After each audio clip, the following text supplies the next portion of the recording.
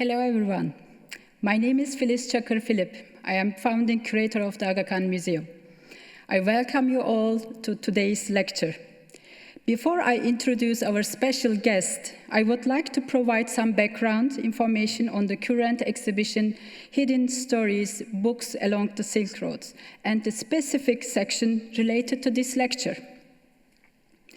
The exhibition is a collaboration between the museum and the research group of books along the Silk Roads at the University of Toronto. Dr. Suzanna Akbari is my co-curator and co-PI of the Toronto-based research team, whose cutting-edge work made the Hidden Stories Books Along the Silk Roads exhibition possible.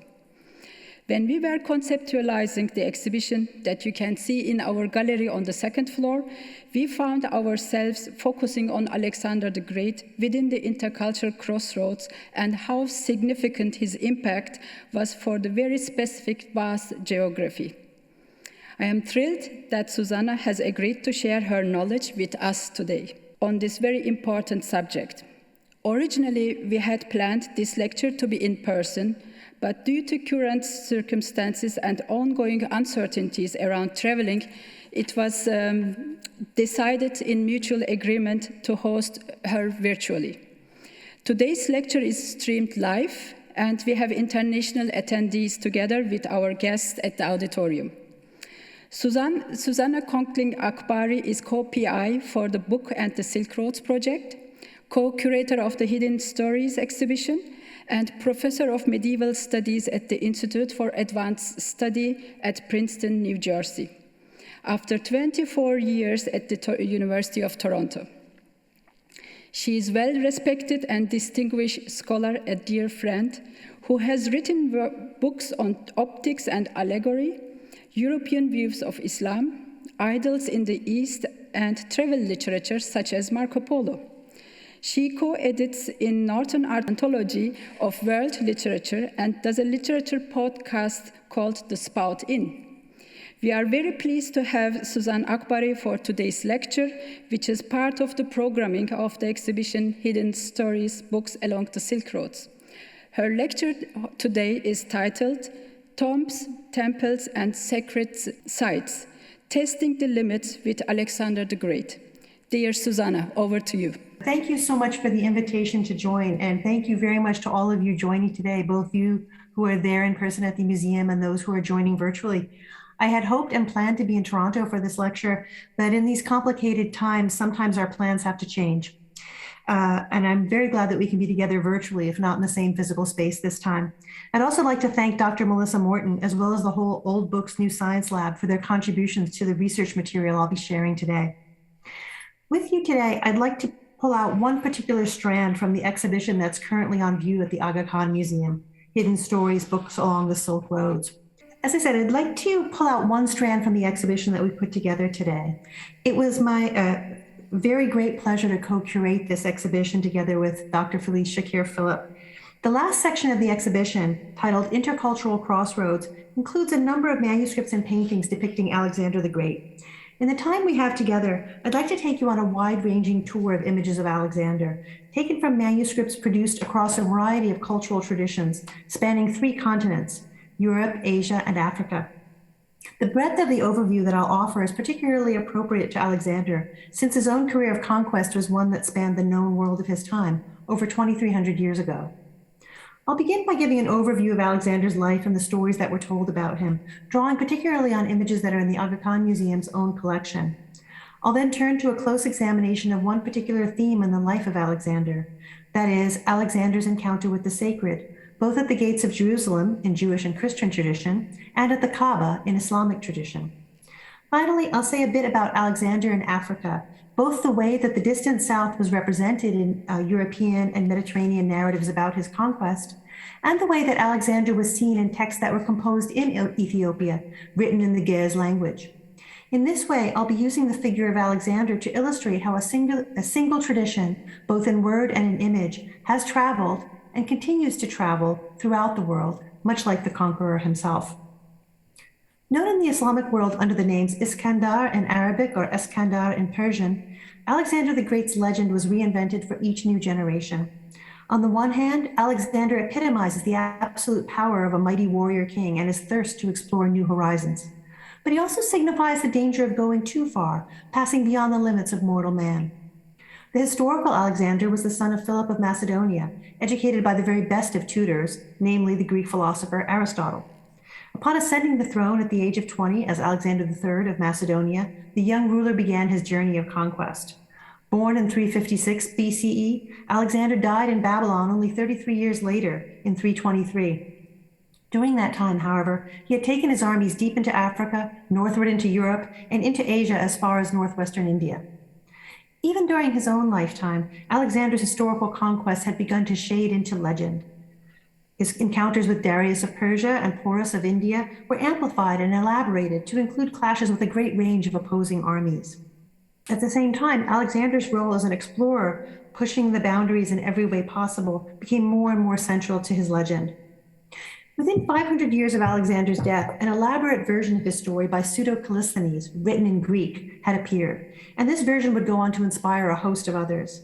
By way of a translation into Latin, Pseudo-Callisthenes' Greek original gave rise to multiple versions in European vernacular languages, and through its translation into Syriac, it gave rise to Alexander's stories in Arabic and Persian, and through them, versions in a wide range of other Central and South Asian vernaculars. We have Alexander's stories from Indonesia to France, from Iceland to Ethiopia, written in languages including Arabic, Castilian, Catalan, Dutch, English, French, Ge'ez, German, Hebrew, Italian, Turkish, and many others. It's difficult to know how to approach such a diverse tradition. Unsurprisingly, some of the best work is collaborative, bringing together a range of scholars working in different areas of specialization to share information across their various fields, brought together by the pivotal figure of Alexander. One feature that all of these narratives have in common is their emphasis on Alexander's daring, his willingness to go to the very edges of the earth driven by two desires, the will to conquer and the will to know.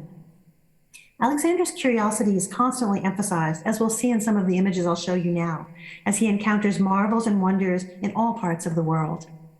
Before turning to the images of Alexander in the manuscripts and paintings on display in the Hidden Stories exhibition, though, let me say a few words about the image of Alexander today. Here at left, you see an image from the 2004 film Alexander, starring Colin Farrell, accompanied by Angelina Jolie as his mother Olympias and Val Kilmer as his father Philip, and co-starring Christopher Plummer as Aristotle, Alexander's tutor. It was, alas, a critical and commercial failure. At the center, you see a graphic novel, and there are other similar examples as well. This one titled Alexander the Great, The Life of a King and Conqueror, which came out in 2005. This one does a relatively straightforward job of telling the story of Alexander's conquests, his military campaigns, and his ultimate downfall. The example at right, however, is more interesting. This is a webcomic series by the writer and artist Remain Ali, which you can see here in a close-up image. This series, titled Alexander, the Servant and the Water of Life, the 21st Century Alexander Romance, is currently in progress. And if you go online, you can read many of the opening chapters, which are vividly illustrated by Yi using a technique that draws on, of all things, medieval and early modern manuscripts. Here we see the dangerous and unclean tribes of Gog and Magog, shut up behind gates of iron and bitumen in the remotest north. And here we see that image accompanied by the source image used by the artist Remain Ali, a 16th century manuscript of the Shahnameh, currently held in the British Library. Yi's work attests to the ongoing vitality not only of the Alexander tradition in general, but of the manuscript tradition in particular.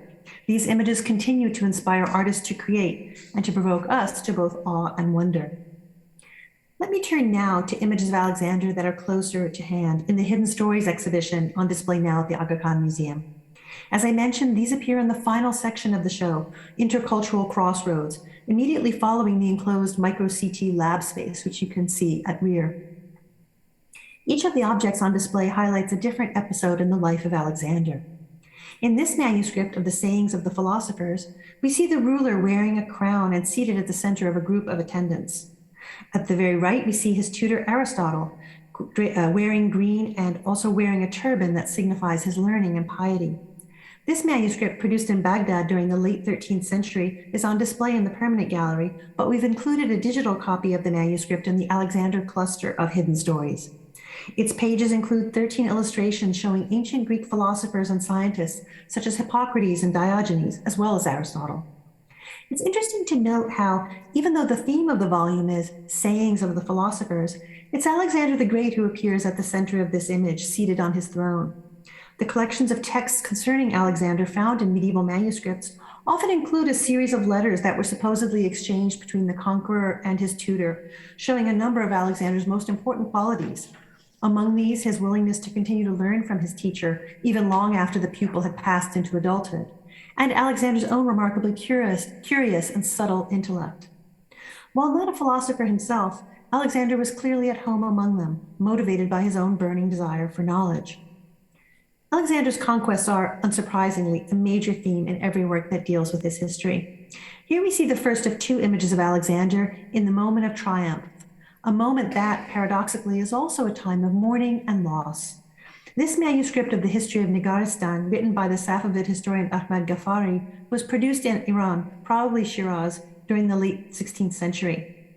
This work, on display in the Hidden Stories exhibition, is a compilation of remarkable anecdotes about rulers and other eminent figures from every time and place. And here we see Alexander at the center of the action. He is kneeling, dressed in red, beside his dying opponent, Darius, king of Persia, in a scene of conquest and fraternal love. The conqueror's face is half covered in a gesture of sorrow. Alexander will promise Darius to look after the members of his household and to ensure that there will be a continuity of descent linking Darius's line to the future rulers of Persia. The two men at bottom left, bound and with their headgear removed, had attacked their own king, believing that Alexander would reward them for the treachery. Instead, they are led away in disgrace when Alexander orders them to be killed for their terrible act. The same scene is depicted here in a late 15th century manuscript of Firdausi Shahnameh, or Book of Kings, produced in Shiraz. Although Alexander is not weeping or covering his face in this version, his sorrow is clear through his posture. You can see the disgraced murderers again at the lower left. Other scenes of conquest appear throughout the Alexander tradition, as in this scene shown on a leaf from a dispersed manuscript of the Khamseh, or Quintet of Nizami. Nizami's poem on Alexander was composed around 1200, but this image dates from a few hundred years later in the mid-16th century. Kakan is not a proper name, but rather is a title like Khan. Yet another scene of Alexander's conquest can be seen here, also in a manuscript of Nizami's Khamseh, showing Alexander, quote, in battle with the Zangi. The ruler is clearly visible, marked out at middle right by his crown, as fiercely engaged in battle as any of his soldiers. Azanj, literally the country of the blacks, was a term used by medieval Muslim geographers to refer to the eastern, especially southeastern coast of Africa. So this scene is meant to show Alexander in the act of conquest in the remote south, even beyond Ethiopia. And we'll come back to the depiction of Africa in connection with Alexander a little later. This beautiful image, currently on display in the exhibition, shows Alexander in a tree pavilion, seated at right, with a younger companion who offers him a golden cup on a tray. Painted in India in the first years of the 17th century, this image is remarkable for its intricate detail, including the ornately worked helmet worn by Alexander. You can see that his helmet is adorned with the image of a horse, perhaps his own beloved Bucephalus, which is emphasized by the real-life prancing animals at the upper right of the page. The helmet also reflects the influence of European fashions made in the so-called al-antica style, or in the manner of the ancients. But this image is also making a claim about history, and specifically about kingship. It was painted about 50 years after another image that is, in some ways, strikingly similar. At left, we see a painting by Abd as-Samad, showing the youthful future Emperor Akbar presenting a painting to his father Humayun, and at right, another rendition of the same subject by a different artist, Mir Sayyid Ali.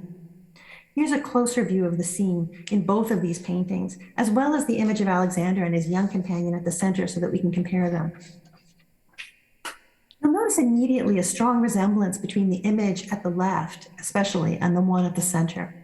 At left, we see in the image at the left, we see the Emperor Humayun seated, wearing a green coat and a white headgear, bending to respond to his son and heir, Akbar, who is clothed in red, as the boy shows in a painting. At the center, we see Alexander seated, wearing a green coat, bending with a similar gesture to receive the cup from his young companion.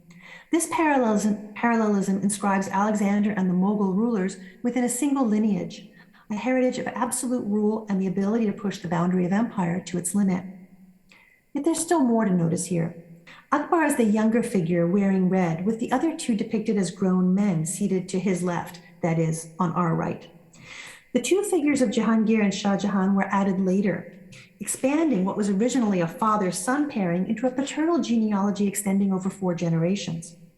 The Alexander image at the center, then, produced just a few decades after the examples at left and right, was doing some historical heavy lifting. The artist was inserting the Macedonian conqueror into the lineage of Mughal rule, at least in a metaphorical or figurative sense. As we'll see shortly when we delve more deeply into Ferdowsi's Shahnameh, the effort to insert Alexander within the genealogies of ruling families was a practice with a long history. We've been focusing on aspects of Alexander as a ruler and a conqueror in the moment of victory over the Persian king Darius, engaged in warfare beside his men against the Zangis in Africa, and seated in majesty in his tree pavilion. But another aspect of Alexander was also strongly emphasized in the historical tradition. That is, his insatiable curiosity and desire to venture as far as he possibly could, even to the edges of the earth. This scene, from a dispersed manuscript of Ferdowsi's Shahnameh, shows Alexander in one such moment, encountering the talking trees, also called the trees of the sun and moon. In some versions of this narrative, the trees are said to be male and female. Sometimes one is said to speak Greek, the other the language of India. In all cases, the trees are prophetic or oracular, so that when they are asked a question, they provide an answer that is at once tricky, even deceitful, and guaranteed to bring about the listener's doom. For Alexander, the trees prophesy his end, which is not too far away. Another version of these prophetic trees appears here, in an image of Alexander's ship arriving at the Wak-Wak tree. This painting is preserved in an album belonging to Sultan Selim II, that is, a collection of cut out and remounted paintings. So it is difficult to know what the text of the manuscript it originally belonged to might have been. It was most likely a versified history of Alexander by Jami or Nizami. In this image, Alexander is at right, gesturing toward the marvelous tree on the shore. Wak-Wak is the name given to this mythical tree, whose fruit includes animal and human heads that can speak. It is located on an island, also known as Wak-Wak, which Islamic geographers claimed existed at the edge of the earth. They often placed it in the extreme southeast, either close to India or, less often, toward East Africa. As more accurate geographical knowledge about that region was gained, the farther the island of Wak-Wak receded toward the horizon, moving ever further east, just over the horizon. The Wak-Wak tree's many faces, speaking in the voices of women, was a marvel that, like the trees of the sun and moon, also conveyed the danger inherent in Alexander's most remote voyages. It's interesting to note that the reverse of this leaf in the album of Sultan Selim includes a portrait of the ruler himself. Perhaps this juxtaposition of Alexander with the Sultan, like the placement of Alexander in the tree pavilion in the pose of the Mughal Emperor Humayun, was a way to underline the lineage of rule that linked the Macedonian conqueror to the Ottomans of the 16th century, almost 2,000 years later. Note the resemblance of the feathers ornamenting the turban in each of these images. It even looks as though the ornament on the crown of Alexander at left may have been added, perhaps when the album was assembled. Finally, here we see the image of Alexander's tomb in a 15th century leaf from a dispersed manuscript of the Khamsa of Amir Khosrow Dilavi, painted in Delhi, India. Written in imitation of Nizami's Khamsa, this work by Amir Khosrow Dilavi features a section called the Einai Iskandari, or Alexander's Mirror. Here the focus is not on Alexander himself, but rather on his monument, attended by mourners sumptuously dressed in robes with ornamental tiras or embroidered writing on their sleeves. Alexander's tomb, whether evoked by word or image or both, is a consistent feature of texts about the conqueror, whose extraordinary rise to power and exploration of the known world gives way, almost overnight, to his own death and the dismemberment of his empire. Here, a dark tomb adorned with a lotus-like ornament covers the inscribed sarcophagus that contains Alexander's body. In an inversion of Alexander's own outward trajectory toward the far corners of the earth, Alexander is now at the site of maximal interiority. He has become the destination of the traveler rather than the one who himself travels outward, an effect that is heightened by the intent gaze of the three mourners who look at Alexander's sarcophagus. Now that we've gotten an overview of some key moments in the history of Alexander, I'd like now to turn to a closer examination of one key moment, namely Alexander's encounter with the sacred. We'll look at this moment, however, in two different forms, both the way it appears in the European Christian tradition in a group of French manuscripts, and the way it appears in the Islamic tradition in a group of Persian manuscripts. All of these offer images of Alexander's encounter with the sacred, but the European Christian tradition places this moment at the gates of Jerusalem, while the Islamic tradition places it at the entryway to the Kaaba, the most holy site in Mecca. In both of these sacred spaces, we can observe the symbolic logic of gateways and monumental structures, and compare the ways that the figure of Alexander is represented in each of these frameworks. First, the Islamic tradition, with the Persian Shahnameh, or Book of Kings, by the poet Ferdowsi. This epic work provides an account of the early mythic rulers and heroes of the region before gradually shifting into a more straightforward account of the kings of Persia up to the poet's own time in the first decades of the 11th century. Alexander the Great plays a pivotal role in this narrative. In Ferdowsi's account, Alexander is not a Macedonian invader, but rather a Persian prince, the secret half-brother of King Darius himself. Following the narrative lines set out in the original source, the Greek text by Pseudo-Callisthenes, the usual episodes in the life of Alexander show up. The birth of his marvelous and loyal horse, Bucephalus, the battle against Darius and conquest of Babylon, the ongoing war against Porus in India, the encounter with an exotic and powerful queen, often called Candace or Kedefa. In addition, however, some anomalies appear. Among these is Alexander's visit to Mecca, where he encounters the world's holiest site, the Kaaba. While the episode itself is relatively brief in the Shahnameh, illuminated images of Alexander at the Kaaba began to appear in the 14th century and became common in the 15th, as you can see here. One such image appears in this manuscript, dated in the Colophon to the year 1441. It shows Alexander, clothed in red, accompanied by others, gesturing toward the entrance to the Kaaba, which is covered in a rich black cloth. The group is enclosed within the architectural space of the walls encircling the Kaaba, the Bayt al-Haram, or sacred house. The earliest example of this motif appears in a manuscript produced in Shiraz in 1330. This image is one among a series depicting Alexander at the Kaaba that has been surveyed by Mariana Shreve Simpson in a detailed study of this scene in the Shahnameh manuscripts. From its very first example, this one in 1330, all the way to early modern times.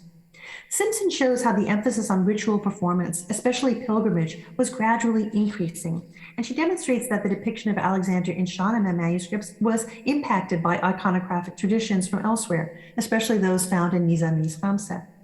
In this image, we see not a distinct image block cut off from the surrounding text, but rather a kind of bleeding together, where image extends out all over the text on the right and left. And the image itself includes a text as a prominent feature at the very top. And this will be very different from the well-defined image blocks that we'll see shortly. We also will not find this textural banner appearing again in the later illuminations. The strip of cloth covering the upper part of the Kaaba here reads Al-Kaaba al-Bayt Allah. This is a clear anachronism in textual terms. In Ferdowsi's text, Alexander is not a Muslim, and the time frame is explicitly before the emergence of Islam. Nonetheless, the image in the manuscript pushes us in another direction, encouraging us to see Alexander as a Muslim. Alexander is seated while another figure close to the door, in a role that Simpson describes as a kind of tour guide, is Nasr of the tribe of Ismail, who appeals to Alexander for help in throwing off a tyrant who has been persecuting his people in Mecca and the surrounding region. A second image of Alexander at the Kaaba appears in this Cambridge manuscript. This one is distinct from the Shiraz manuscript of 1330 that we just saw, and it's better preserved than, though clearly related to, the image from the Bibliothèque Nationale that we started with. Both of these feature a similar gateway, angled at the top as though to suggest the opening of a door. In both cases, the figure of Alexander is regal, depicted to the side of the entrance, which is opened to him by the guide. As noted earlier, the episode of Alexander at the Kaaba in Ferdowsi's text is very brief. The iconographic program that emerges in the 14th century, however, clearly magnifies this moment, makes it important, makes it big. But why does this happen? Simpson suggests that the explanation may have to do with the way that religion is depicted in the Alexander episode in the Shahnameh. Ferdowsi shows Alexander as a Christian.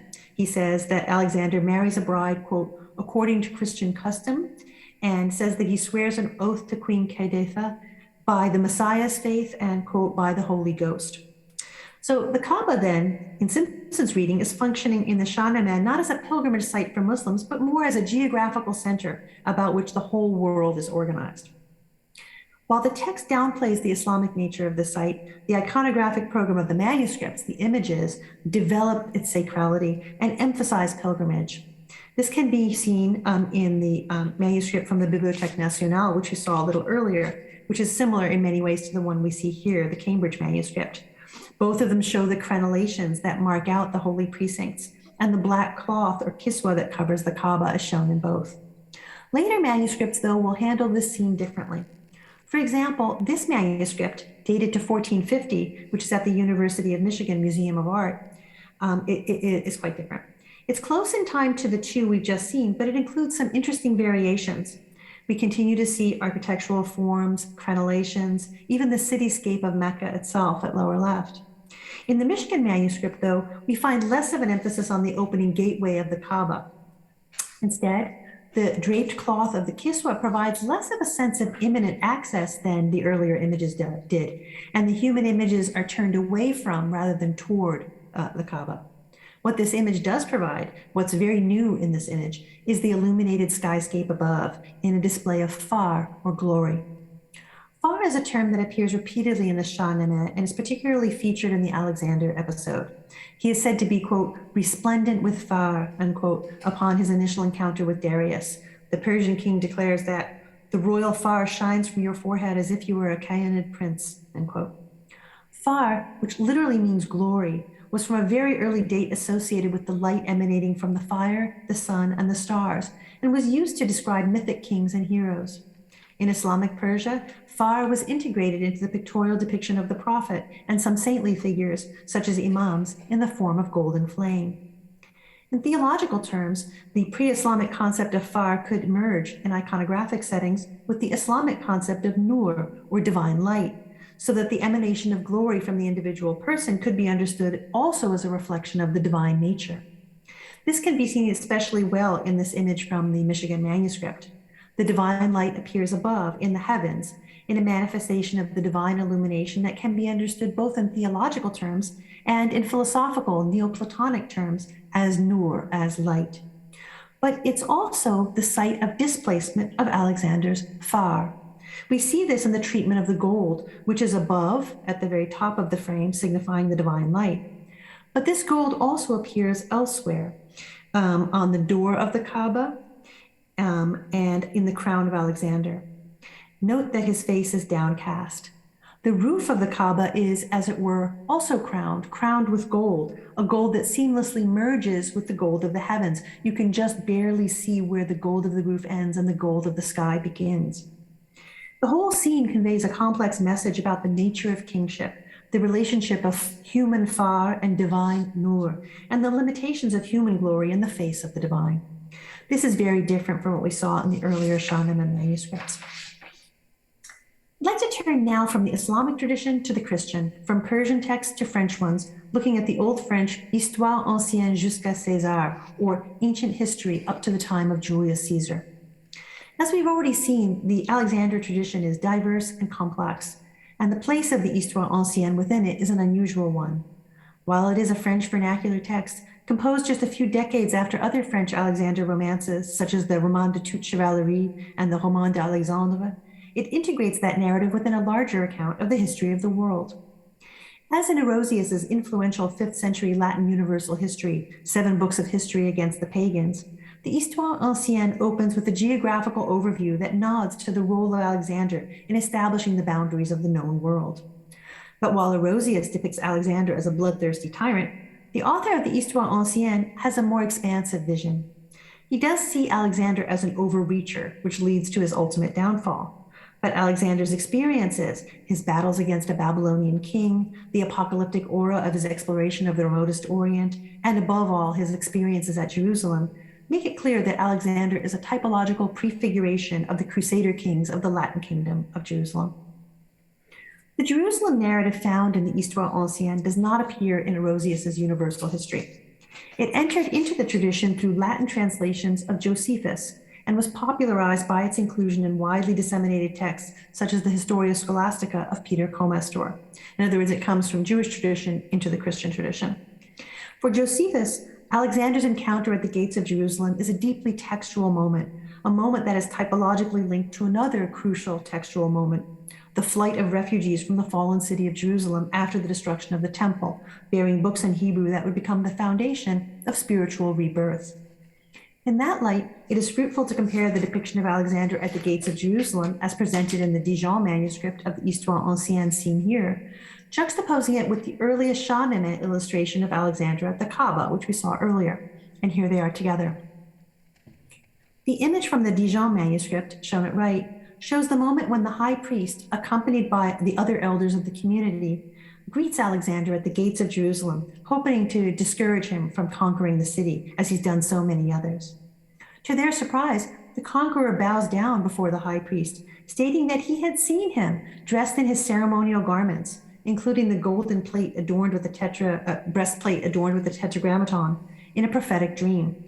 Alexander then enters the temple, makes a sacrifice, and offers gifts to the Jewish community. Josephus's account is reflected in the Histoire ancienne, which states that the high priest, quote, had carried before him a tablet of well-wrought gold, held up high, with the name of our Lord written on it in the Hebrew language, end quote. In the text of the Histoire ancienne, then, the breastplate is said to be a tablet of gold written in Hebrew characters. For the illustrator of the Dijon manuscript, however, this was an opportunity to transform the moment into a recognition not of the truth of the God of Israel, but of the incarnate Christ. The high priest carries not a golden tablet, but what looks more like a three-dimensional object. Bianca Kühnel has suggested that we might even see it as a pyx, or ceremonial container for the consecrated host. As we'll see, other manuscripts of the Histoire ancienne will represent this sacred object differently. For the moment, however, let's consider this object in textual terms. What goal is served by the transformation of the golden plate with the tetragrammaton into the inscribed object that the high priest holds? More generally, what's the function of written text in the encounter with the sacred? For example, as we see it illustrated in the 1330 Shiraz manuscript of the Shahnameh at left. Is it significant that this textual element drops out of the iconography of the scene in later manuscripts of the Shahnameh? There's much more to be said about this, especially with regard to the supersessionist logic that governs both of these images, where one religion replaces the other. In the scene from the Dijon manuscript, we see Alexander at the gates of Jerusalem, facing a sacred object that is at once Judaic, the golden plate inscribed with the tetragrammaton, and Christian, the pyx-like object we see here, manifesting simultaneously the old and the new covenant. In the image from the manuscript at left, from Topkapi, we see Alexander at the Kaaba with a textual banner at the top reading Al-Kaaba al-Bayt Allah, the Kaaba or cube of the house of God. While the text of the Shahnameh positions Alexander as a Christian in a pre-Islamic world, the illumination positions the reader firmly in a Muslim perspective. The illustrations in this way both participate in a supersessionist hermeneutic, where Jewish and Christian identities in the Histoire ancienne and Christian and Muslim identities, as well as Persian, Zoroastrian, and Muslim identities in the Shahnameh, are all held in tension. This is about transition. Other illustrations of this scene in the Histoire ancienne are less committed to this supersessionist impulse than what we saw in the Dijon manuscript. For example, this image from the Bibliothèque Nationale is similar to the Dijon manuscript in some images, but dissimilar in a few important ways, and we can compare them here. Both images include 3 priestly figures on one side and 3 knightly figures on the other. In both, Alexander is kneeling, and there's a horse in each of the scenes. The left-right distribution is consistent. Among the differences, we note architectural features where the Dijon manuscript at left has distinctive forms that recall structures in the Latin Kingdom of Jerusalem, such as the Dome of the Rock and the Church of the Holy Sepulchre. In addition, the colors of the clothing worn by the priestly figures vary slightly, and the 3 knights and Alexander are all helmeted, hiding their faces. And we might also note that the high priest's face has been scraped at some point. Most importantly, however, the object of veneration in these two is totally different.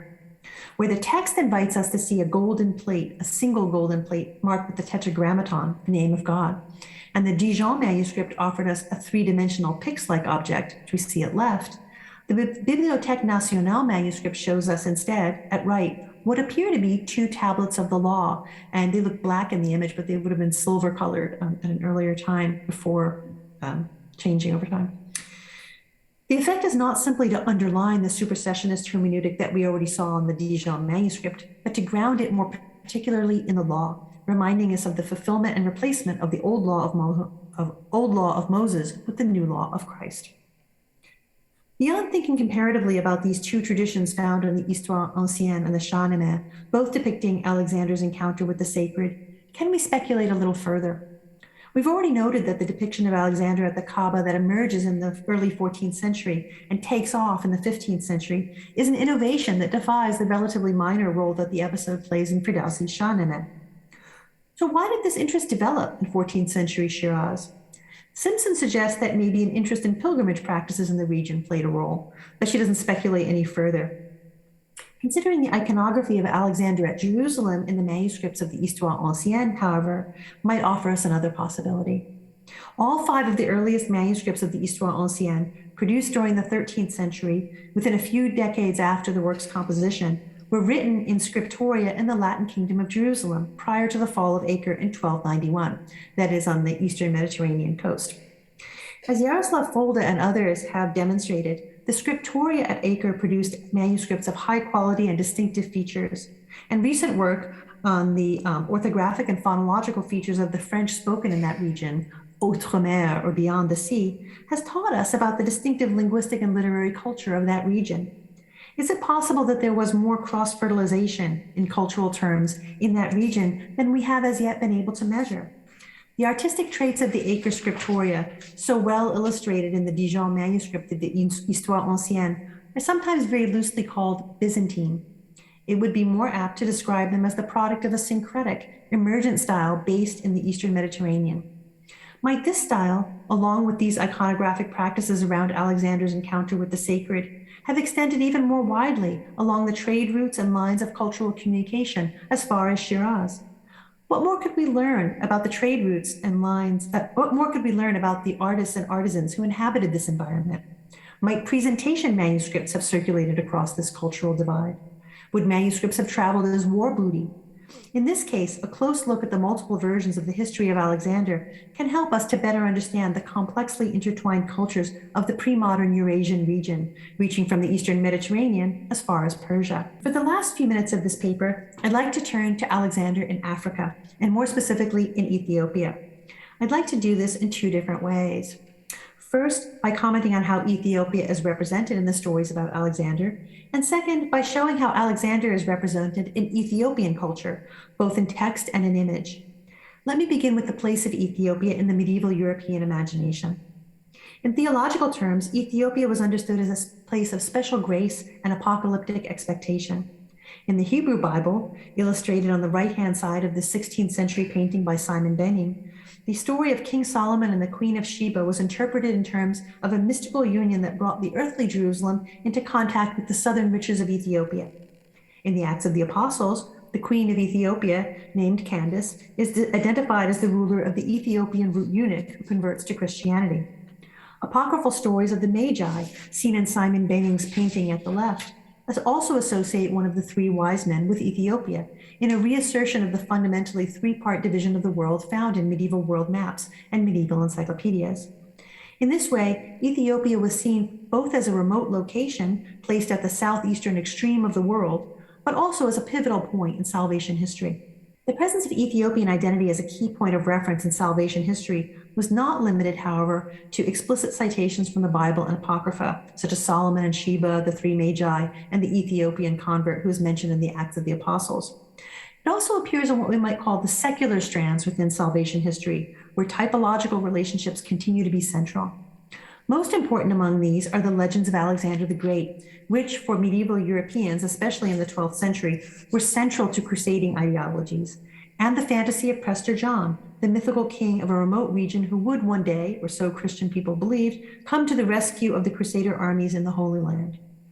The Alexander romances use Ethiopia as a way to name the geographical limit case, the remote place of extremes. The Pillars of Hercules, marking the borders of the known world, are said to be located in this region, and the exotic queen of the Ethiopians, Candace, has an encounter with Alexander the Great. In some versions, but not all, their relation is an amorous one. The erotic encounter of Alexander and Candace found in the Old French Roman de toute chevalerie, or Romance of all chivalry, bears a startling resemblance to the Ethiopian narrative of the early 14th century Kebra Nagast, or Book of the Glory of Kings, which centers on the relationship of Solomon and the Queen of Ethiopia. Several Alexander narratives explicitly associate Candace with the Queen of Sheba, following the account by Josephus that identifies her as the ruler of Ethiopia. Moreover, the same name, Candace, as we saw, appears in the Acts of the Apostles, referring to the ruler of the Ethiopian convert to Christianity. This intertwined lineage of encounters with Ethiopians, first in the biblical account of Solomon, also recounted in Josephus's history, second in the Acts of the Apostles and commentaries on it, and finally in the many versions of the Alexander romance, all serve to create an image of Ethiopia that was paradoxically ancient and novel, with each encounter invoking a whole narrative of repeated cycles of material and spiritual exchange. So, having given a very brief sense of how medieval Christians imagined Ethiopia, especially in the context of stories of Alexander, let's turn to the way that Ethiopian people imagined Alexander the Great. Here we see a scroll held in the British Library showing an image of Alexander at the very head of an illustrated list of kings and emperors. Before taking a closer look at that scroll, however, I'd like to say a few words about the version of the Alexander story that circulated in Ethiopia, written in the Ge'ez language that continues to be used today in liturgy and poetic composition. The 14th century Ge'ez Zena Iskandar, or History of Alexander, while an original composition and not merely a translation, preserves the basic contours of the 3rd century Greek original of Pseudo-Callisthenes. We hear about Alexander's conquest of Persia and his travel into India, his enclosure of the unclean tribes of Gog and Magog, and his visit to the oracular trees of the sun and moon.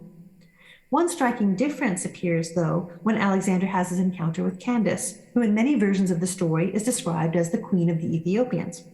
In the Ethiopian version of the Alexander story, however, the Macedonian is on his way to conquer Persia when he passes through a place called Samer, the land of Queen Semiramis, who is identified as Candace. In other words, the Ethiopian version switches the exotic foreign queen Candace from being Ethiopian to being Babylonian. The Ethiopian history of Alexander also includes his visit to Jerusalem and his experience of seeing the breastplate of the high priest at the gates of the city. In this respect, we might compare the Ge'ez text from Ethiopia with the Old French text of the Histoire ancienne that we discussed earlier. In other words, the Ethiopian Alexander story has much in common with the Christian European versions of the narrative, but it also has distinctive features that arise from the way the geography of the Alexander story, especially its depiction of Ethiopia and other African regions, intersects with Ethiopians' own sense of their homeland. Alexander loomed large for Ethiopian readers in image as well as in text, as you can see in this striking prayer scroll, created in the 18th century. It contains a series of prayers adorned with 15 illustrations, including Alexander, seen at the very top of the scroll and enlarged here at the left. His image is followed by 2 men playing drums, 2 angels leading Satan away, a rider on his horse fighting a horned demon, and so on, concluding finally with King Solomon, the prophet Elijah, and Saint Michael, the archangel. In each case, the figure is meant to summon up a protective power. Alexander's placement at the head of that list, then, is significant. The rubric naming him says, King Alexander, the enemy of the devils, attesting to the strength of this figure. Our colleague on the Book in the Silk Roads research project, Ayoub Darillo, who is the curator for Ethiopian materials at the British Library, has emphasized the importance of the order that images appear in on a healing scroll, including this one. When any of these scrolls is opened, the first image that the viewer sees is the one that should be able to drive away the bad spirits, curing any illness and taking away any bad influence. Here, it's the figure of Alexander that has that power. We might compare this scroll, held at the British Library, with another Ethiopian prayer scroll that is currently on exhibit at the Hidden Stories show, on loan from the Fisher Rare Book Library. At left, you see the scroll currently on display at the Aga Khan Museum, opened up to show the image of a protected angel with a sword located approximately at the middle of the scroll. And we had to choose this opening because it was the most suitable to the scroll's condition from a conservation point of view. You can see, however, that there's an equally vivid and eye-catching painting of an armed angel at the very top of the same scroll at left. In the object on display here, as in its counterpart bearing the image of Alexander held by the British Library, the power to cause awe and even fear in the human viewer as in the spirit world is situated at the topmost image. This has been, as I suggested at the outset, a whirlwind tour of the Alexander legend. But even from this brief overview, I hope you've gotten a sense of how malleable and adaptable this figure has been, used by a very wide range of cultures over a period of 2,000 years. While the general outline of his story remains the same, as a result, sometimes we get strikingly divergent adaptations of the same theme, as we saw with Alexander's encounter with the sacred, whether at the gates of Jerusalem, as in Jewish and Christian tradition, or at the Kaaba, as in the Islamic tradition. By examining the ways in which the Alexander story is refracted across cultures, we can gain insight not only into each specific region, but also into larger themes. The sacred, yes, but also gender, sexuality, monstrosity, wonder, and even the shape of the world itself. What I've aimed to do today is not just to tell the story of Alexander, or I should say, stories of Alexander. Instead, I've used the Alexander story to walk you through the interconnected pre-modern world, choosing one path that survives in both text and in paintings, in word and in image. There are many such paths in our exhibition, Hidden Stories, Books Along the Silk Roads. And if you haven't taken them yet, I encourage you to explore. Just be careful and don't end up like Alexander. Thank you very much.